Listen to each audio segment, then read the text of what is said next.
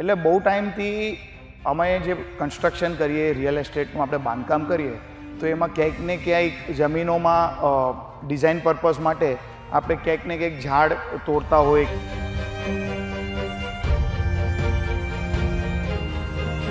ઓમ વૃક્ષ નહીં જિંદગી એક ઈશ્વર રૂપી છે. આ જે કર્યું છે બરાબર કર્યું છે. બીજું બધું દાન કરતા વૃક્ષ પર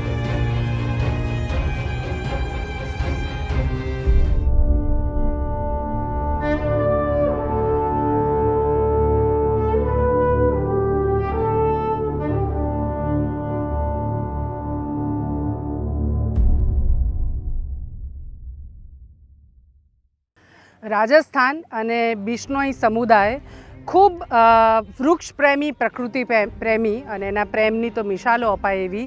1730 આસપાસનો સમય અને જોધપુરના રાજાને પોતાના રાજમહેલ માટે લાકડાની જરૂર પડી. ગરમી પુષ્કળ પડે એટલે લાકડું રાજમહેલમાં ઘણું વપરાય અને એમણે ત્યાં ખીજડી ઘણી થાય એટલે ખીજડીના વૃક્ષો જે છે તે કાપી અને લાકડું લઈ આવવા માટેનો આદેશ આપ્યો.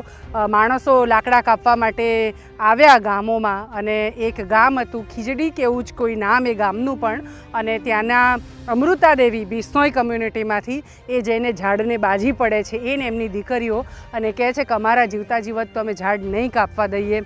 અને સૈનિકો કે વૃક્ષ કાપવાવાળાએ બહુ જબરદસ્તી કરી અને એમણે કીધું કે અમારો જીવ લઈ લો પણ અમે વૃક્ષો નહીં કાપવા દઈએ. અને આ આખી વાત બિશ્નોઈ કમ્યુનિટીમાં બધે પ્રસરતી ગઈ એટલે ગામે ગામ લોકો ઝાડને બાજી પડ્યા.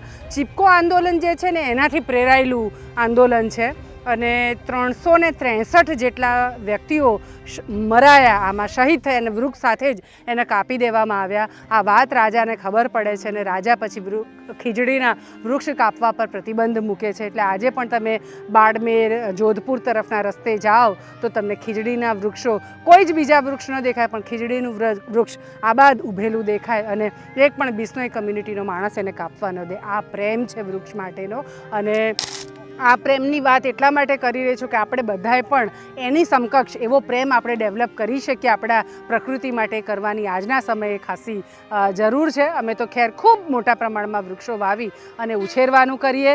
ગાંધીનગર જિલ્લામાં પણ હવે વૃક્ષ ઉછેર અભિયાન અમારું ચાલુ થઈ ગયું છે.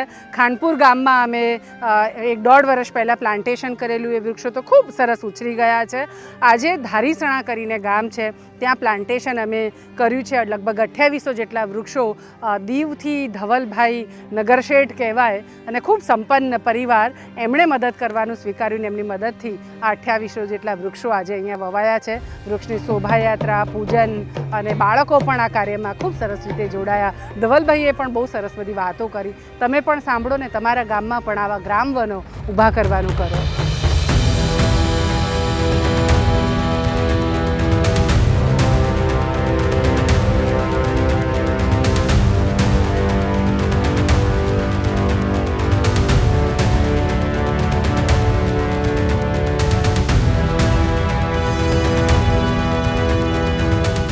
આજે અમે અહીંયા ગાંધીનગર જિલ્લામાં ધારીસણા ગામમાં છે ને VSSM દ્વારા આ 2800 વૃક્ષનું જે અમે અહીંયા કલ્ટિવેશન જોયું છે એ એટલું સરસ છે કે આજે આખો મેથડ ને કોન્સેપ્ટ જે સમજ્યો છે મેં મિત્તલબેનથી, એના પછી આપણને લાગે કે આપણે પશુઓની અને કુદરતની એટલી સેવા કરી શકીએ છીએ.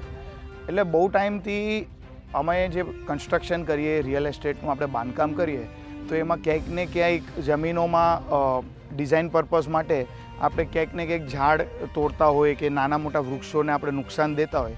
તો મને હંમેશા એમ થતું હતું કે આપણે એ ટાઈમે મને એમ થયું કે આપણે કંઈક કરવું જોઈએ જેનાથી આપણે વધારે ઝાડ ઉગાડી શકીએ. નો ડાઉટ કે લોકોને રહેવા માટે આપણે જે મોટી મોટી સિટીઝ બનાવીએ છીએ એના કારણે ઘણું વૃક્ષોનું નુકસાન થાય છે, પણ એ અમુક ટાઈમે એ વસ્તુ કરવી પડે કારણ કે તમારે બિલ્ડિંગો બનાવવા હોય, ઘરો બનાવવા હોય. પણ એ સિવાય પણ મેં સમજ્યું મિત્તલબેનને મળ્યો પછી કે એકચ્યુઅલમાં જે આપણા દેશમાં આટલા બધા ગામો છે ત્યાં આગળ એટલી બધી જગ્યાઓ છે જ્યાં આગળ આજની તારીખમાં વૃક્ષોની એટલી બધી જરૂર છે. અને એ જરૂરિયાતનો મતલબ મેં એમનાથી સમજ્યો કે એકચ્યુઅલી આ વૃક્ષોને ઉગાડવાથી શું થાય. VSSMને મળ્યો એ ટાઈમે મેં સમજ્યું કે VSSM જે વૃક્ષો ઉગાડે છે એની પાછળનું મહત્ત્વ શું છે. એટલે પેલો મહત્ત્વ તો મેં સમજ્યો કે આ વૃક્ષો એ લોકો જે ઉગાડે છે એ એવી જગ્યાઓમાં ઉગાડે છે જ્યાં આગળ વૃક્ષોની બહુ જરૂર છે, જ્યાં વાતાવરણ અત્યારે ગરમી એટલી બધી વધી રહી છે જેના લીધે ખેડૂતો બહુ એટલે બહુ જ નુકસાનમાં વયા જાય છે. એ લોકોની ખેતીને પાકને બહુ નુકસાન થાય છે. કેમ? કારણ કે જેવો વાતાવરણ બહુ બદલાય અને વરસાદ પડતો નથી, જે કારણથી ખેતીમાં બહુ ફરક પડી જાય છે. એટલે મિત્તલબેનનો કોન્સેપ્ટ મેં સમજ્યો કે એ શું કરવા ગામોમાં વૃક્ષોની નર્સરી કરે છે, ઝાડ ઉગાડું. પણ ઝાડ ઉગાડવું કંઈ આસાન નથી, કારણ કે ઝાડ ખાલી વાવાથી ઝાડ નથી ઉગી જતું, એ પણ એક બાળકની જેમ એને મોટું કરવું પડે છે. હરેક બિઝનેસમેન, હરેક વેપારી, હરેક મારા ભાઈબંધોને મારી રિક્વેસ્ટ છે કે તમારે પણ આ તરફ જોવું જોઈએ કે VSSM જેવા ઇન્સ્ટિટ્યુશન જે લોકો આટલા બધા ઝાડો ઉગાડે છે, જેનાથી આપણા દેશમાં જે આ ગ્લોબલ વોર્મિંગનો એકચ્યુઅલી જે પ્રોબ્લેમ છે એ ઘણો બધો કંટ્રોલમાં આવી શકે છે. એ સિવાય મેં બહુ મસ્ત એક ચીજ જોઈ કે દરેક ગામમાં આજની તારીખે જે નાના બાળકો છે એ લોકો સ્કૂલમાં જતા હોય છે, તો સ્કૂલમાં આજે એ લોકોને હજી એટલી બધી નોલેજ નથી હોતી નાના બાળકોને કે ખેતી કેમ થાય, ફાર્મિંગ કેમ થાય, ગાર્ડનિંગ કેમ થાય, દૂધ ક્યાંથી આવે. તો આજે આવા નાના નાના ગામોમાં નાની નાની સ્કૂલોમાંથી છોકરાઓને જે વન ડે પિકનિક હોય એ આવી નર્સરીમાં VSSMની નર્સરીમાં લઈ આવે છે. એ કેમ? તાકે છોકરાઓને શીખવા મળે કે ગાર્ડનિંગ ક્યાં થાય, કેવી રીતના થાય, કે કેમ વૃક્ષો ઉગે છે, કેમ આપણા ઘરે ખાવાનું આવે છે, અને આ બધી ચીજનું મહત્ત્વ કે ઓક્સિજન લેવલ શેનાથી વધે અને ખેતી કરવા માટે આ વાતાવરણનો કેટલો બધો મહત્ત્વ છે કે વરસાદ સારો આવે અને સારી ખેતી થાય ને ગામમાં પાણી પણ આવે. આ બધી ચીજો નાના બાળકોને આટલી બધી નોલેજ મળે છે. એટલે આટલા બધા ફાયદા મેં જોયા કે VSSM આટલું સરસ કામ કરે છે. એ કારણસર અમે પણ વિચાર્યું કે આપણે પહેલાં એક નર્સરી તો બનાવીએ. એટલે અમે અહીંયા આ નર્સરીમાં અમે અમારું કોન્ટ્રીબ્યુશન આપ્યું અને અમારી ઈચ્છા છે કે VSSM ને મિત્તલબેન હજી આવા કામ ને સારા કાર્ય કરતા જાય. ને મારી રિક્વેસ્ટ મારા બધા ફ્રેન્ડોને છે, મારા બધા જે લોકો મને વ્યૂ કરે છે એને કહું છું કે તમારે લોકોએ આવા સારા કાર્યમાં કોન્ટ્રીબ્યુશન આપવું જ જોઈએ.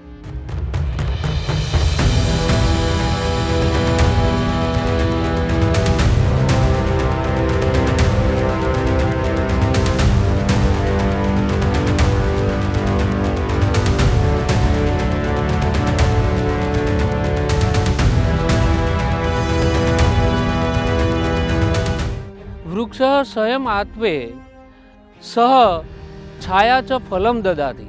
વૃક્ષ પોતે તડકામાં તપે છે ને આપણને ફળ અને છાંયડો આપે છે. આ ઉપરાંત એ ઓક્સિજન પણ આપે છે અને આ વૃક્ષનું જે ભગીરથ કાર્ય કર્યું છે અને એની અમે પણ અમારી સ્કૂલમાં જે દિવસે બેગલેસ ડે છે તો હું બાળકો લાવીને અહીંયા એનું પણ જતન કરવાની હું બાંયધરી આપું છું.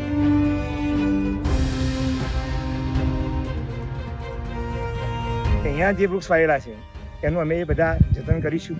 સ્કૂલ તરફથી પણ અમે આજનું ડે ઉજવીશું છે. એવું શું શક્ય બનશે તો બાળકોને ફરીથી એક વખત અહીંયા લાવીને અને પોતાને એક એક વૃક્ષ એમને આપી દઈશું. એક નંબરનું વૃક્ષ બેટા તારું રીતે નંબર 5 એમને વૃક્ષ આપી દઈશું. તો જાતા પણ એ પોતાનું વૃક્ષ એ મારી અને જતન કરશે.